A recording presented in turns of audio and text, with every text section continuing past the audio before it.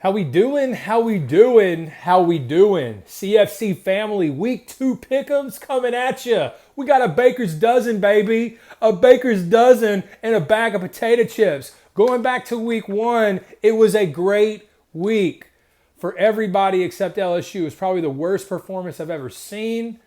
There was no urgency from this team. It looked actually worse than the previous 2 seasons, okay?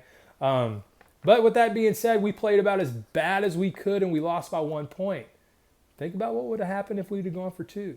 Think about what would have happened if we don't let that field goal get blocked. You know, it was not a good week for underdogs across the board. Unfortunately, there was one underdog that came out on top. And that was the Orange Boys over the Cardinals. Did not think that they would be that dominant against a Heisman Trophy front runner early on, but they were 30 points, held them to 7. Good job, Syracuse. Way to get it done. I told you that dome was tough. App State loses a thriller against UNC at home. App State could have won the game. The receiver quits running a flat route and just misses the ball. He was wide open. Could have sealed the deal right there. Got another chance, ironically, and then Chase Bryce gets stuffed at the 1 yard line. They end up losing by 2. It was a great game. App State is a tough team. They're playing A&M this week. They're not part of the Baker's dozen, but A&M is not going to cover that spread against App State. So let's just get that straight right now, okay? The Mountaineers whoop the Aggies every day of the week if we're talking mascot on mascot. Purdue lost a close one to Penn State. Pitt inched it out with a pick 6 against West Virginia. East Carolina, I don't even think they were on the pick'ems, but man, they could have beat NC State. They were right there. Just make the field goals, man. Just make them, you know. But yeah, me, Chase, Caleb, we finished with 6 wins apiece. Tigers got a devastating loss, a 1-point loss. But hey, it's kind of good because we're still tied for first in the West, and it can help us get our mind right. So let's get into it. Let's get into it right now. We got the Louisville Cardinals at the Golden Knights of Central Florida. Hello. What's up, Gus Malzahn? What's up, John Rice Plumlee? What's up, John Rice Plumlee with 400 yards? What's up, man? Getting it done? 400 yards, 100 on the ground, 300 in the air. Let's go. You got the Cardinals. They got to bounce back. I mean, they got destroyed. Quarterback was completely shut down. You could tell that they planned for this guy. The game was big for him. You got the Knights favored at 5.5 with a 78% chance to win the game. Go with the Knights, okay? Louisville had a hard time stopping the run. Gus is always playing the run to open up the pass. It's a really good 50-50 matchup. I think they put up over 550 yards or close to it at least. Let's go with the Knights. I don't have them covering. I have it at about a 3-point game. But go with the Knights at home. It's hard to win over there in Orlando. Them fans are crazy. It's like a mini Death Valley of sorts. You got the Gamecocks at the Hogs. Okay? Hogs, big favorites on the Force Power Index. Favored 8.5. South Carolina really struggled with a mediocre opponent last week. I don't know if Arkansas covers, but they beat a great Cincinnati team last week. And Arkansas is like an old school football team. They're not pulling everything out their bag, baby. You know, we got Alabama coming up in a few weeks. We're not going to let everybody see everything. So they're going to win games, and they're going to win games with an old school mentality. I got the Hogs close. Hogs by a tutty. South Carolina plays hard, trying to build that momentum, but they're going to take the loss to the Hogs. This is a good one right here. Wake Forest at Vandy. The spread jumped up about 4.5 points when Sam Hartman was allowed to come back and be the starting quarterback for Wake Forest. But listen, the Doors have somebody in Nashville. His name's Mike Wright. Mike Wright is getting the job done. Now, I know that Vandy didn't look too great against Alon last week, but let me tell you something. Something to be said about your first start on the road. Nashville ain't that hostile, but they want to win. They got a coach that wants to compete. This would be a huge win for Vanderbilt. I think that they got enough there to challenge Wake Forest. And because it's at home and because it's Sam Hartman's first game back, and I think Sam Hartman is a baller, but I think that kid Mike Wright can make some things happen. Wake Forest ain't got a great defense, okay? And Vandy's got Mike Wright. So I'm going with the Doors, baby. Anchor down all day. We got Tennessee at Pitt, a ranked matchup. Force power index with a 54% chance for Tennessee to win the game. Vegas has them at -6.5. Pitt got a big win last week. Thank you to the defensive backs that took it back for 6. Because let me tell you something. Pitt struggled against West Virginia, and Tennessee is like Central Florida 2-3 years ago, okay? Balling out of their mind. You got Hooker versus Slavis right here. Hooker's an animal. Slavis is a great game manager. He can make some big time throws. But Tennessee is just a different beast right now, okay? And they're looking to get some publicity points, and they're going to get it this week, going on the road at Pitt, taking down the Panthers. Let's take Tennessee. Tennessee covers right here, okay? Let's take Tennessee by 2 possessions. We got the Houston Cougars at Texas Tech. We got a 65% chance to win the game. Vegas has the Raiders at -3, at -3. So let's go. Let's see what the matchup is. Texas Tech lost their starting quarterback last week. Okay? That's some bad news. But the good news is Donovan Smith came in and balled out 4 TDs. The bad news is you got this guy named Dana Holgerson at Houston, knows how to read a playbook, knows how to call it on the field, okay, and knows how to give respect when respect is due. So Houston had some trouble at University of Texas San Antonio with the Roadrunners last week. They found themselves in a bind, but they came back late, and they forced overtime, and they got it done in the 2-point conversion process. So with that being said, I'm going Texas Tech. I just think there's just too much there. Okay, Texas Tech. I think it's a high-scoring 40+ points per team game. Let's go Texas Tech. I don't like the over and the under, but I would go over here easily. All right, we got the Cy-Hawk War, the Battle of the Cy-Hawk, the Cy-Hawk Trophy. You got Iowa State, who ran over their little cousin, and then you got Iowa. Won 7-3 versus South Dakota State, and they didn't score a touchdown. That's right, they didn't score a touchdown. What's that mean? That means that they got 2 safeties in the second half to win the game. The Hawkeyes were dancing in the end zone, breaking it down, okay? Listen, Iowa is going to Iowa. That's just who they are. 166 yards total offense. Are you kidding me? Let me tell you something. They got the hospital over there. They're going to be up for this game. This is the Cy-Hawk. Iowa don't ever give enough to Iowa State to look at.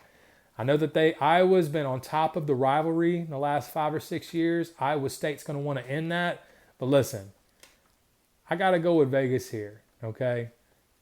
3 points seems good enough. It's going to be a close game, but Iowa at home, let's stick with it. You got the Kentucky Wildcats at the Florida Gators. You got this guy, Richardson, looking really good last week against Utah. Utah shooting themselves in the foot for most of the game. Just some bonehead decisions, but played good football. Florida struggles in the trenches, but they got athletes, and they got a quarterback that's hard to bring down. Florida's favored by 4.5. They have a 55% chance to win this game from the Force Power Index. You got Richardson versus Levis, okay? You got Napier versus Stoops. I'm talking offense versus defense. I'm talking the Wildcat versus the Cajun Gator. I'm talking big NFL potential versus big NFL hype. I'm going to say Kentucky in the swamp, getting it done, because Florida did look good. But they're about to face a defensive coach that's going to know how to stop Richardson and how to make Florida beat you playing the type of football most teams don't want to play. So I'm going the Kentucky Wildcats getting it done, okay? So take it to the bank. We got the Sun Devils at the Cowboys.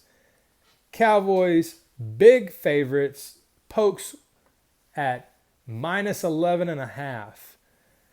Herm Edwards needs to desperately get a win versus a quality opponent, and he's going to see the number 12 Pokes, number 12 in the country. And Oklahoma State, man, I feel like they've just been right there for so long. Going back to 11, we should have played Oklahoma State in the championship, and we'd have had 4 in the last 17 years or whatever. But, you know, the truth is, Herm Edwards is going to have his hands full tonight. Emory Jones doing great things, but I think Oklahoma State is dialed in. I think they're laser focused, and I think they're ready to win some games. So I'm going to go Pokes big. Pokes, 2 possessions, 2 tutties. We got Baylor at BYU. This one's a tricky one. The Cougars are favored by 3. Baylor's number 10 team in the country. The Cougs are number 25. Vegas is betting on the Cougs, but the Force Power Index says Baylor has the chance to win the game.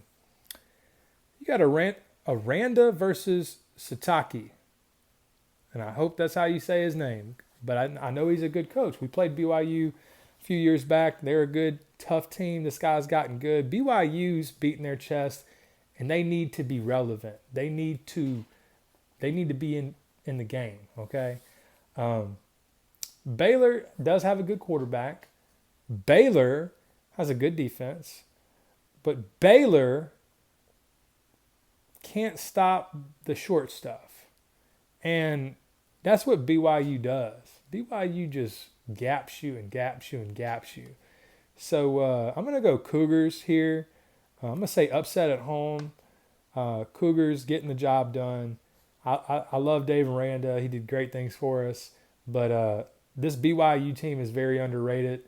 These guys are pushing to be a Power 5 team, and they've got to knock some guys off to get there. So look out, Baylor, because the Cougars are coming for you.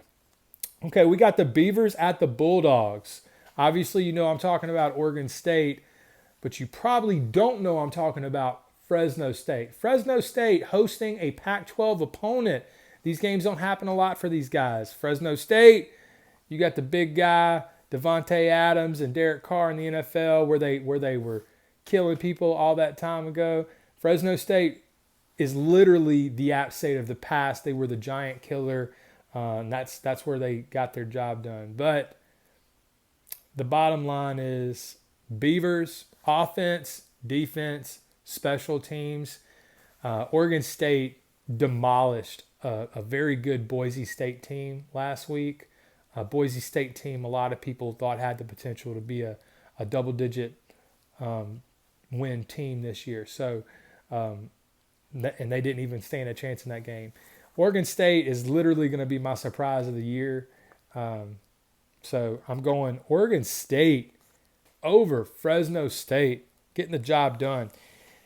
We got USC at Stanford. USC's big favorite, 75%. Vegas has them at 8.5-point favorites. You got Riley, you got Shaw, David Shaw. Does a lot of this talent scouting for the NFL. So I know that he looks at quarterbacks a lot, and he knows what their tendencies are. USC ranked number 14, Stanford, that team that's just always in their way. I'm going trees. I'm going trees. I'm just going to go trees. I know USC got some talent, but I'm going trees. I feel like David Shaw is going to get the job done for the trees. And then last but not least, you got Alabama. You got Texas. Alabama, huge favorites here at 20 points. Texas, Quinn Ewers, yada, yada, yada, yada, yada. Listen, Alabama wins this game big. And what I mean by that is Alabama's going to score points and look dominant. I don't know if the score is going to say that they're dominant, but they are dominant. Could Alabama win this game by 40? Yes, they could. Does it mean Nick Saban always wants to win by 40? No, it doesn't. Okay? So, I'm picking Bama. Bama wins this game 10 out of 10 times. Do they win the game by 3 points some Saturdays and 40 points the others? Yeah, they do. So this game could be a 42-38 type of game. This game could be a 5-possession game. You won't know, honestly. Bama's on the road. Nick likes to play it a little more conservative when he's on the road. Usually when they do jump out, that's just like lightning of the talent that Alabama has. But, going with Bama. So there you have the slate. It's a good slate. The Baker's Dozen for week 2. Stick with us. Post your picks. Come on. Let's get with it. So go make the post. Real quick, I do want to give a shout out to a sleeper team in the SEC. It's a veteran team in the SEC. I'm talking the Mississippi State Bulldogs. I'm talking everybody's coming back. I'm talking right there, okay? They handled up on Memphis, looked very great in that game. And at the end of the day, Mississippi State, they ain't going to win them all. And they're going to look back after next week and they're going to be like, man, could have got the Tigers. But Mississippi State's a good team. Mississippi State is going to give anybody fits on their schedule. So good job, Bulldogs. They're taking on Arizona at Arizona. Look for the Dogs to win big as well. I want you guys to like and follow the page. Check out the YouTube channel. Check out the Instagram. Check out the Facebook. Get it going on. I want everybody to have a good time. I did not get to make the game in New Orleans. I got really sick, but I am going out there. We got the Battle of Baton Rouge this week, the Tigers and the Jags. It's going to be a great game for Baton Rouge. I'm excited about it. We got a lot of friends that's going to be sitting with us from both teams.